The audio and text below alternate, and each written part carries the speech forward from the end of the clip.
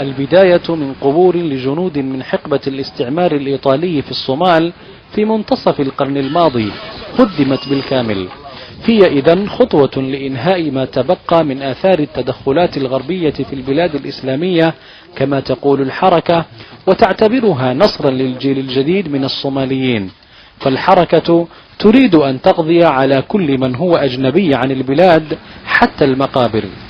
وفي نفس الحي حطمت الحركة أيضا مرقد الشيخ محي الدين عليو أحد أشهر علماء الطريقة القادرية في الصومال، حيث يحظى بتأييد واسع في أوساط التيار الصوفي في البلاد. وبعد هدم المقبرة تقوم الحركة بنقل بقايا عظام الأموات إلى مكان مجهول حتى لا يتبرك بهم أحد مرة أخرى. وتصف الحركة خطوتها هذه بأنها تندرج ضمن محاربتها لآثار الشرك.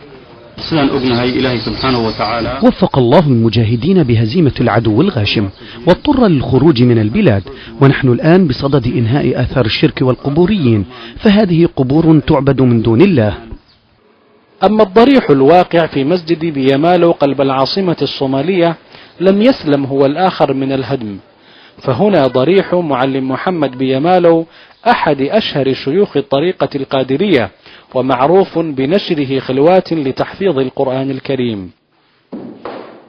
حركة الشباب المجاهدين وهي تهشم القبور تحت واقع أصوات التهليل والتكبير تقول إنها تعمل على مسح آثار الطرق الصوفية في جميع المناطق التي تسيطر عليها.